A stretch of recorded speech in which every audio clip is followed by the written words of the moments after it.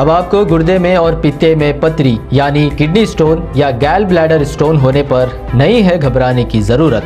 शहर हैदराबाद में सालों से इस इलाज के लिए खानदानी सिलसिले से चला आ रहा है भरोसेमंद नाम RS यूनानी फार्मेसी, जहां पर खास तौर पर पित्ते में मौजूद पथरी और दोबारा पथरी ना होने का किया जाता है मुकम्मल इलाज। आपको इस दर्द से हमेशा के लिए मिल जाएगा छुटकारा। No side effects, no operation. तशखीस करते हुए दवाएं की जाती है फराहम। तो देर ना करें, जल्द ही तशरीफ लाए RS Unani pharmacy, Bahadurpura X road, opposite Canara bank, Hyderabad. मजीद तफसीलात के लिए रब्त करें 9390610436 पर।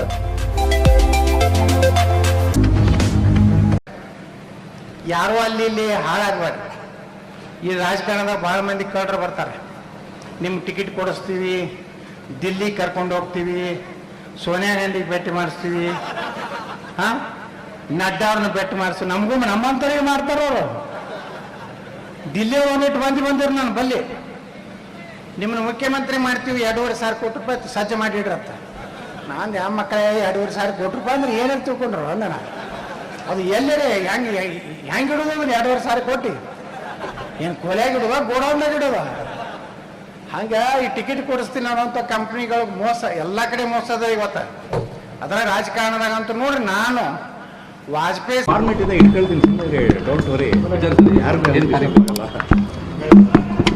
ರಾಜ್ಯದ ನಮ್ಮ ಪ್ರಕೋಷ್ಠಗಳ ಸಮಾವೇಶ ಇಲ್ಲಿ ನಡೀತಾ ಇದೆ। ಎಲ್ಲ ಪ್ರಕೋಷ್ಠಗಳ ಕಾರ್ಯಕರ್ತರನ್ನು ಇವತ್ತು ತುಮಕೂರಲ್ಲಿ ಸೇರಿಸಿದ್ದಾರೆ। ಬೆಳಗ್ಗೆಯಿಂದ ಸಂಜೆವರೆಗೆ ಆ ಕಾರ್ಯಕ್ರಮ ನಡೀತದೆ, ಅದರಲ್ಲಿ ಭಾಗವಹಿಸಲಿಕ್ಕೋಸ್ಕರ ಬಂದಿದೆ। ಯತ್ನಾಳ್ ಅವರ ಹೇಳಿಕೆ ದಿನಕ್ಕೊಂದು ರೂಪ ಬೇರೆ ಬೇರೆ ತಮಗೆ ಹೇಗೆ ಬೇಕೋ ಆ ರೀತಿ ಬಳಸ್ಕೊಳ್ತಾ ಇದ್ದಾರೆ, ಪಕ್ಷಕ್ಕೆ ನಿಜವಾಗ್ಲೂ ಕೂಡ ಇದು ಮುಜುಗರ ತರುವಂಥ ವಿಚಾರ ಹೌದಲ್ಲ? ಯತ್ನಾಳ್ ಯಾವ ಭಾವನೆಯಿಂದ ಹೇಳಿದ್ದಾರೆ ಗೊತ್ತಿಲ್ಲ, ಇವತ್ತು ಅವರ ವಿವರಣೆಯನ್ನು ಕೇಳ್ತೇನೆ। ಎರಡನೇದು, ಈಗಾಗಲೇ ನಮ್ಮ ರಾಜ್ಯದ ಶಿಸ್ತು ಸಮಿತಿಯಿಂದ ಇಡೀ ಪೂರ್ಣವಾಗಿರ್ತಕ್ಕಂಥ ಮಾಹಿತಿಯನ್ನು, ವರದಿಯನ್ನು ಕೇಂದ್ರದ ಶಿಸ್ತು ಸಮಿತಿಗೆ ಕಳಿಸಿದ್ದೇವೆ। ನಮ್ಮ ಪರಿಪೂರ್ಣವಾಗಿ ಅವರಲ್ಲಿ ವಿವರಣೆಯನ್ನು ಕೇಳ್ಕೊಂಡು ಮುಂದಿನ ತೀರ್ಮಾನವನ್ನು ಇವತ್ತು ಈಗಾಗಲೇ ನಾವು ಅಲ್ಲಿರ್ತಕ್ಕಂಥ ಮಾಹಿತಿಗಳನ್ನು ಕೇಂದ್ರದ ಶಿಸ್ತು ಸಮಿತಿಗೆ ಕಳಿಸಿದ್ದೇವೆ। ಅವರು ಇನ್ನು ಅದನ್ನು ವಿವರಣೆಯನ್ನು ಕೇಳ್ತಾರೆ। ಸಹಜವಾಗಿ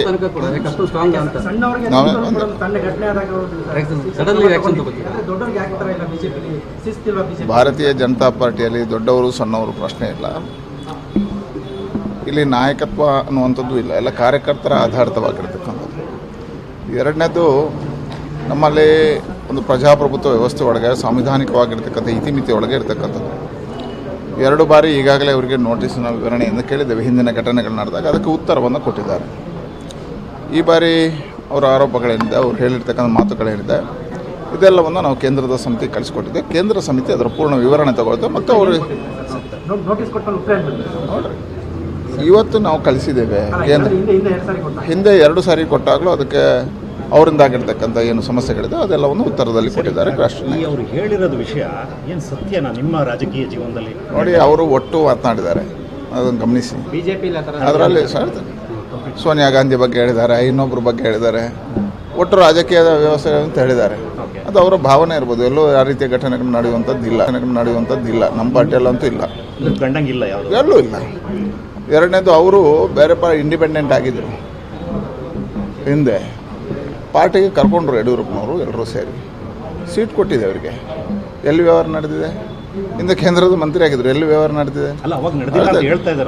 ಅದೇ ರೀತಿ ಆ ನಂತರ ಯಡಿಯೂರಪ್ಪ ಅವರು ಬೇರೆ ಪಾರ್ಟಿಯಲ್ಲಿದ್ದವರು, ಇಂಡಿಪೆಂಡೆಂಟ್ ಇದ್ದವರು BJP ತಗೊಂಡಿದೆ ಶಾಸಕರು।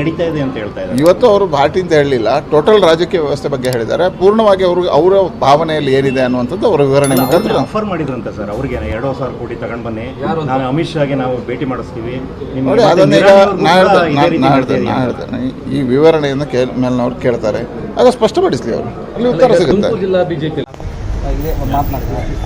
ನೋಡ್ರಿ, ಏನು ಮಾಡಲಿ, ಶಿಸ್ತು ಕಮಿಟಿ ಅಂದ್ಕೊಳ್ಳಿ, ಏನು ನಾನು ಕರೆಸ್ತಾರಿಲ್ಲ, ಕರ್ಸೋಣ ಅಲ್ಲಿ ಹೇಳ್ತಿಲ್ಲ, ಹಿಂದೂ ಕರೆಸಿದ್ರಲ್ಲ, ಹಿಂದೂ ಉತ್ತರ ಕೇಳಿದ್ರಲ್ಲ, ಹೇಳ್ತೀನಿ।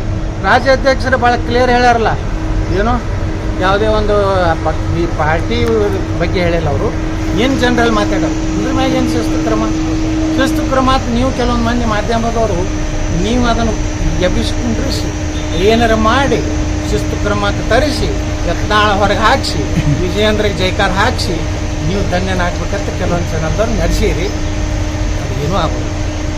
ಚಾನಲ್ದಾಗ ಬಂದಿದ್ದೆಲ್ಲ ಸತ್ಯ, ನೀವು ಹೇಳಿದ್ದೆಲ್ಲ ಸತ್ಯ. ಯಾರೋ ಒಬ್ಬ ಚಾನಲ್ದಾಗ ನಿಂದು ಹೇಳಿದ್ರು ಯತ್ನಾಳ್ ಅಂದ್ರೆ ಫಿಲ್ಟ್ರ್ ಇಲ್ಲಾರ್ದೇ ಮಾತಾಡ್ತಾರೆ. ಸತ್ಯಕ್ಕೆ ಫಿಲ್ಟ್ರ್ ಇರೋದಿಲ್ಲ, ಸುಳ್ಳಿಗೆ ಫಿಲ್ಟ್ರ್ ಇರ್ತದೆ.